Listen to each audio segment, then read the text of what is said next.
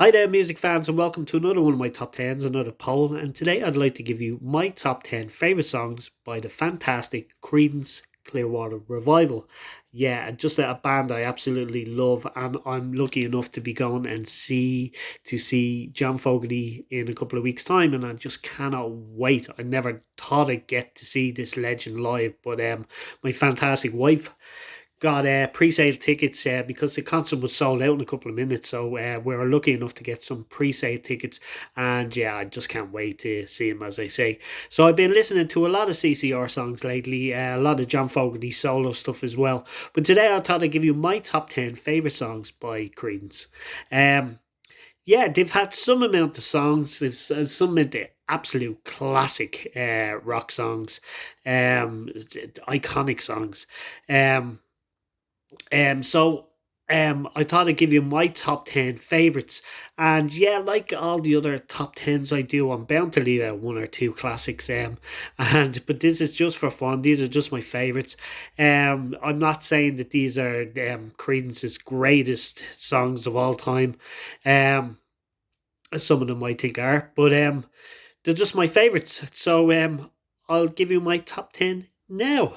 Um, so number 10, I actually have a cover. This one is probably the only one in the top 10, not written by John Fogerty, but it's I Put a Spell on You. I absolutely love their covers of some. They've done some great covers like Cotton Fields, Hello Mary Lou, Susie Q, of course, was the first single they had. Before You Accuse Me, Bo Diddley cover. Good Golly Miss Molly, which I absolutely love as well. They do a fantastic live version live at the Albert Hall, which is a new CD, a fantastic new CD that's out. Um, yeah, they've done some fantastic. I heard it through the grapevines. Another one actually. They've done some fantastic covers, but I think my favorite one is "I Put a Spell on You." It's just so fantastic. Yeah, just love it. So I have that number 10. Number 9 is Proud Mary, which is considered the band's greatest song. I googled to see what's considered their greatest hits or the greatest songs, and this was number one, Proud Mary. And of course, it is an absolute classic. But I don't know. I still have it in my top 10, so I absolutely love it.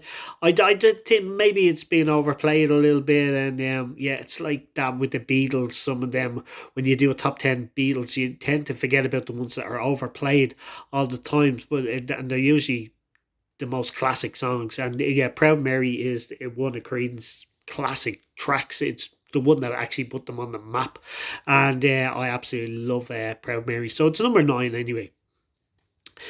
Number 8 is Bad Moon Rising, which I absolutely love as well. I've done it in a lot of bands. Yeah, we've had to do that one. It's a crowd pleaser. It's a favorite of mine. I absolutely love it. I love playing it on the ukulele as well because it's so easy to play. And a lot of these Creedence songs are really easy to play on the guitar and ukulele. Like, you wouldn't play them as good as John Fogerty, but you can kind of get away with a couple of chords to play a lot of these tunes. It's probably the reason why I love them so much. But yeah, Bad Moon Rising is right up there. So I have that at number 8. Number 7, I have Green River, which is another one of them swampy type tracks I absolutely love. A bit like Run Through the Jungle, which I absolutely love as well. But Green River is number 7. I absolutely love that track. Yeah. So number 6, I have another one's kind of similar to that, Born on the Bayou, which I absolutely love. I think I first heard that song sung by Little Richard, funny enough, because I wasn't really into Creedence for a long time. I only got into Creedence later on, I think in my late teens or early 20s, when I joined the band and the band wanted to do Fortunate Son. And I had to learn the lyrics of Fortunate Son, and I fell in love with that song while I was learning it. And I loved singing it with the band. I've sang it with a lot of bands over the last 20 odd years, and I absolutely still love that track. But I fell in love with that song, and I fell in love with the band, and it's all thanks to the Fortunate Son, really. But yeah, so that's how I got into Creedence. But where was I? Yeah, Born on the Bayou, I heard first by Little Richard was it was a cover he did, I think probably in the 70s. Well, it must have been in the 70s. And yeah, he done a great version, but I absolutely love the original. It's much better. And yeah, I love I know that John Fogerty's a big Little Richard fan as well. He covered Good Golly Miss Molly, and he based another fantastic track called Traveling Band on Good Golly Miss Molly. So yeah, yeah. So Born on the Bayou, number 6. Number 5, I have probably one that people wouldn't have in their top 10, but I absolutely love it. I love listening to it driving.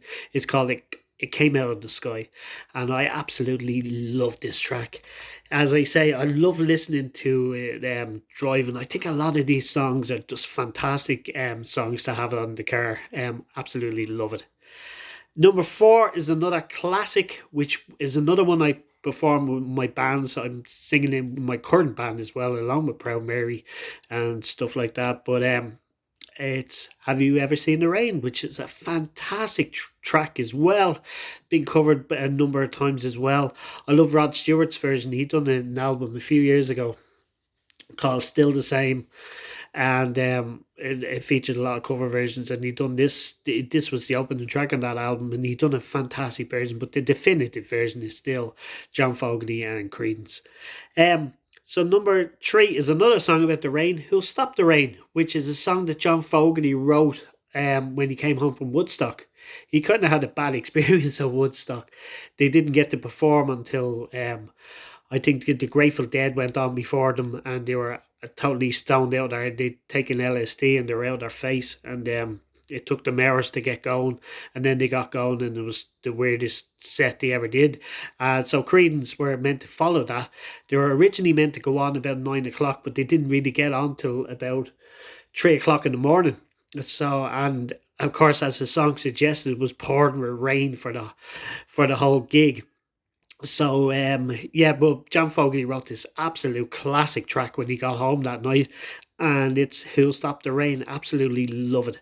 So number 2 is the song I just mentioned. John Fogerty was a big Little Richard fan, and he loved Good Golly Miss Molly, which they covered. But he based this song Traveling Band on Good Golly Miss Molly, and I absolutely love it. He actually did a duet version with Jerry Lee Lewis not too long ago, probably about 10 years ago, on Jerry's one of Jerry Lee Lewis's last albums, Last Man Standing, and it's a fantastic cover as well. Fantastic cover duet with John and Jerry Lee Lewis. Absolutely love this song, Traveling Band. Absolutely love it. So number 1 is the song that introduced me to Creedence. I absolutely love this song. I still love it. It's Fortunate Son. What a guitar riff. I love the opening guitar riff, which I said before, which I was very familiar with even before I got into the band, because it was featured in the movie Forrest Gump. I think any film that features a scene of Vietnam has this Fortunate Son. It's either 8 Miles High or Fortunate Son, or both. Yeah, but I absolutely love Fortunate Son, and it's one I've always loved hearing. It's one I love performing with bands over the years. So that's definitely my number 1 track, the song that got me into Creedence in the first place. So yeah, so that's my top 10. I absolutely love the band. John Fogerty, Tom Fogerty, Doug Clifford on drums, and Stu Cook on bass guitar. What a band together. They had their differences over the years, but when you listen to that music, oh my God, they were absolutely fantastic together. And yeah, so another great band. And like there's some that I left out of the top 10, some absolute classics like Up Around the Bend, Lodi. There's just so many tracks that John has written over the years, and absolutely love them all. So that's my top 10. Yeah, as I say, I can't wait to see John Fogerty on the 23rd of this month. So that's my top 10. I'd like to get your opinions in the section below if you feel inclined. So until then, Creedence Clearwater Revival.